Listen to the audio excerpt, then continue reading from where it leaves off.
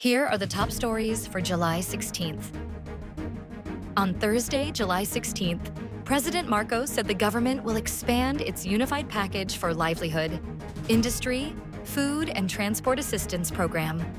This move will provide additional financial assistance to 7.5 million households affected by rising global oil prices.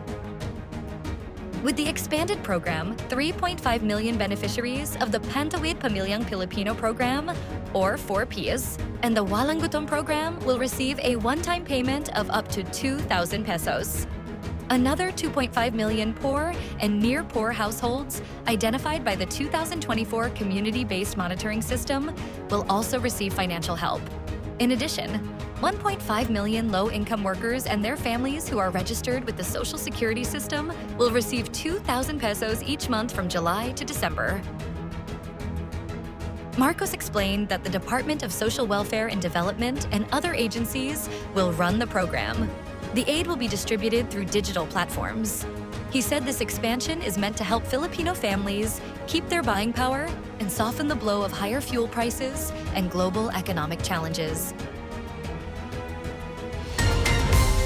The Senate impeachment trial is set to shift its focus to Vice President Sara Duterte's alleged misuse of 612.5 million pesos in confidential funds, after the House Prosecution panel sought to subpoena its first three witnesses for Article 1 of the Articles of Impeachment on Wednesday, July 15th. Lead prosecutor Batangas Representative Jervel Jinky Bitrix Luistro asked the impeachment court to issue subpoenas to Marivic Pareja of the House Legislative Archives and Museum Management Service, and former Land Bank branch managers Violeta Constantino and Ninita Camposano, who are expected to testify on the confidential funds issue involving the Office of the Vice President and the Department of Education.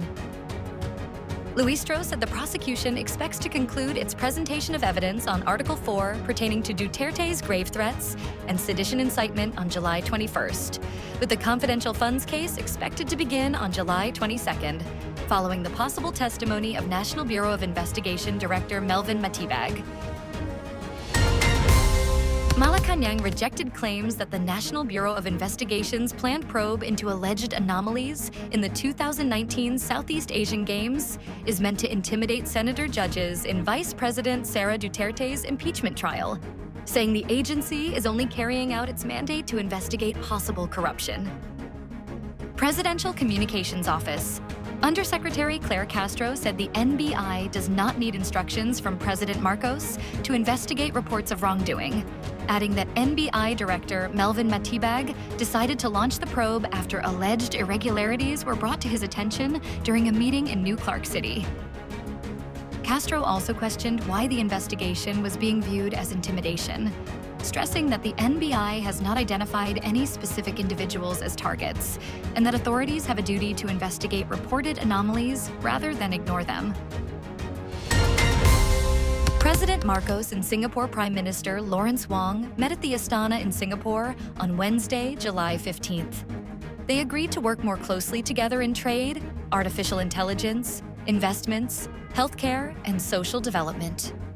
Both countries want to deepen their economic ties and collaborate in new areas.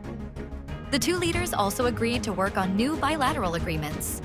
Singapore highlighted opportunities to expand cooperation in artificial intelligence, the green economy, and the digital economy. Singapore also remains one of the Philippines' biggest foreign investors. The two leaders also agreed to work on new bilateral agreements. Singapore highlighted opportunities to expand cooperation in artificial intelligence, the green economy, and the digital economy. Singapore also remains one of the Philippines' biggest foreign investors.